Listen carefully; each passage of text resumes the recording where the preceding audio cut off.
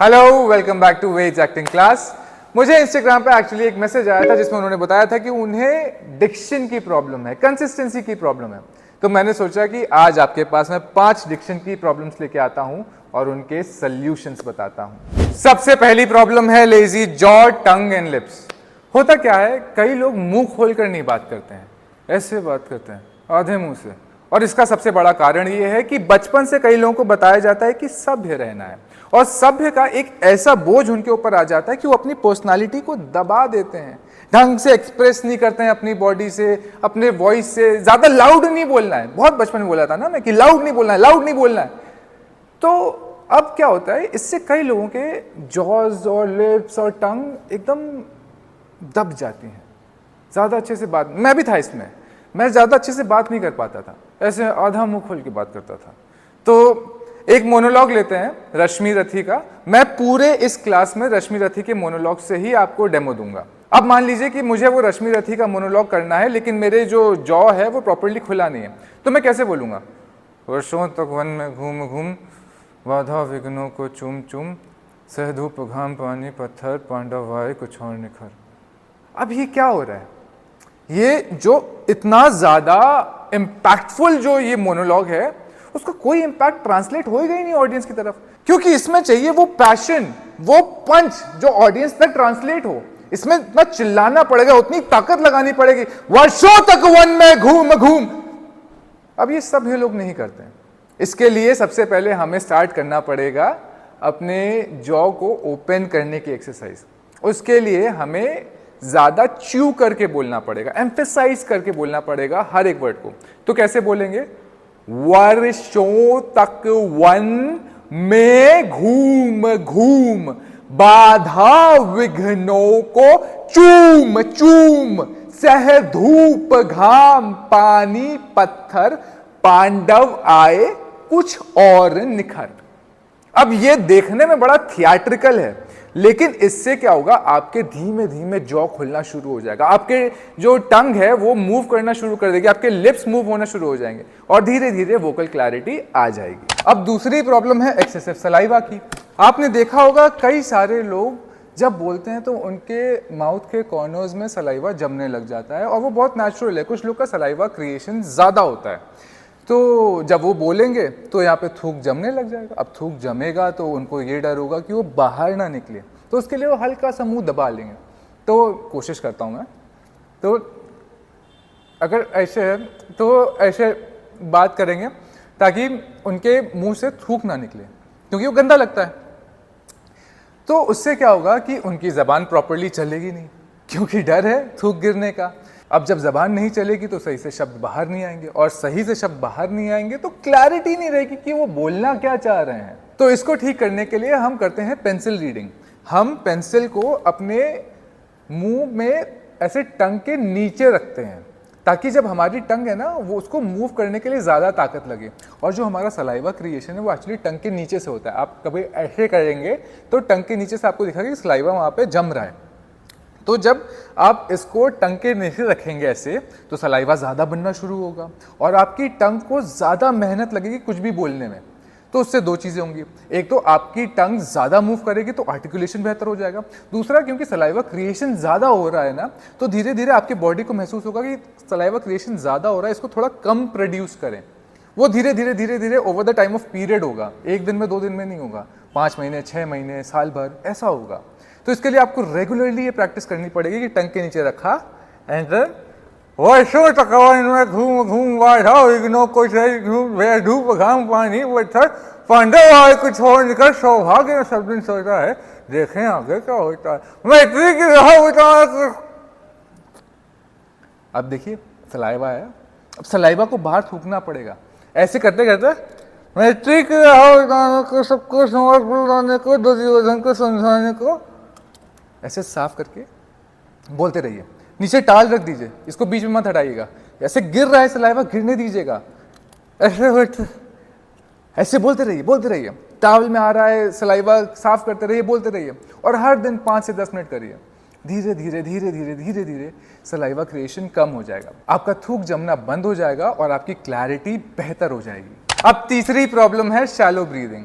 अब क्योंकि आपकी ब्रीदिंग शैलो है, छोटी है, तो आप बड़े बड़े सेंटेंसेस एक साथ नहीं बोल पाओगे, आपकी सांस बीच में टूटने लग जाएगी। तो न तो आप सेंटेंस को आधा छोड़ोगे जिससे इमोशंस बेहतर नहीं निकलेंगे, या तो आप सेंटेंस को कंप्लीट करने की कोशिश करोगे जिसकी वजह से जो शब्द हैं वो आधे आप खा जाओगे, सही से प्रोनाउंस नहीं करोगे, वॉल्यूम ऊपर नीचे होगी। शुरुआत में आपने सही पिच पे बोला, सही लाउडनेस पे बोला, और एंड तक आते आते आपकी लाउडनेस एकदम कम हो जाएगी, पिच डाउन हो जाएगी। जैसे वर्षों तक वन में घूम घूम बाधा विघ्नों को चूम चूम।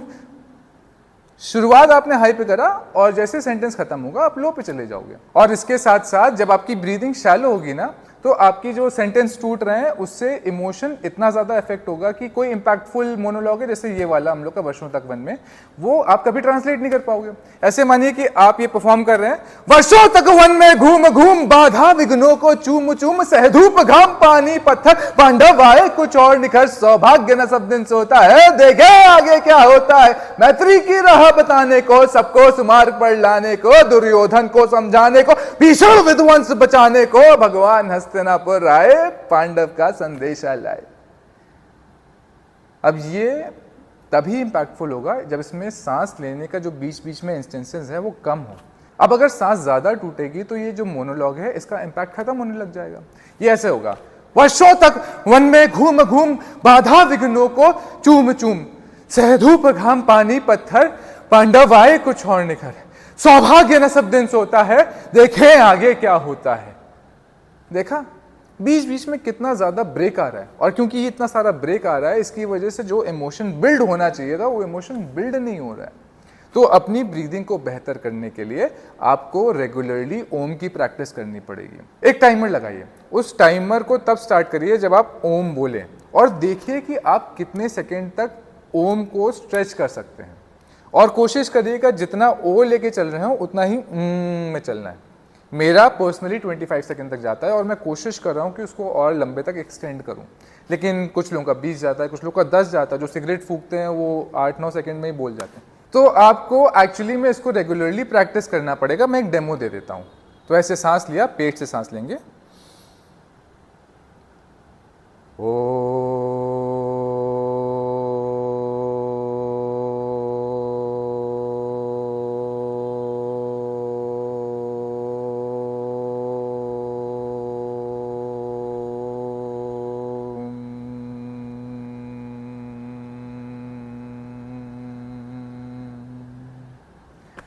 अब मैंने जानबूझ के छोटा किया हुआ है क्योंकि मैंने प्रॉपर्ली सांस ली नहीं थी, क्योंकि मैं बहुत देर से बोल रहा हूँ। लेकिन आप ऐसे कर करके अपनी ब्रीदिंग को और ज़्यादा लंबे तक ले जा सकते हैं, और जितनी ज़्यादा लंबी आपकी ब्रीदिंग होगी उतना ज़्यादा कमांड आपका अपनी वोकल पर होगा। अब चौथा पॉइंट है टेलिंग द सेंटेंस। ये एक्चुअली थर्ड से ही कनेक्ट होके आता है। थर्ड में मैंने आपको क्या बताया था, क्योंकि सांस टूटने लग जाती है तो कई सारे लोग सेंटेंस के एंड में प्रॉपर्ली वॉल्यूम से नहीं बोल पाते हैं। लेकिन कई लोगों को होता है कि उनको आदत ही होती है कि अपने सेंटेंस के एंड को प्रॉपर्ली ना बोलें। जैसे वो बोलते हैं, वर्षों तक वन में घूम घूम बाधा विघ्नों को चूम चूम, सहधूप घाम पानी पत्थर पांडव आए कुछ और निखर, सौभाग्य ना सब दिन सोता है देखें आगे क्या होता है। अब मैं ये क्या कर रहा हूं, अब मैं ये जानबूझ के अपने सेंटेंस को टेल डाउन कर रहा हूं, लेकिन ये सही तरीका नहीं है, ये मेरे सबकॉन्शियस में है। तो मुझे टेलिंग द सेंटेंस को खत्म करने के लिए जानबूझकर एंड ऑफ द सेंटेंस को ज्यादा एम्फेसाइज करना पड़ेगा।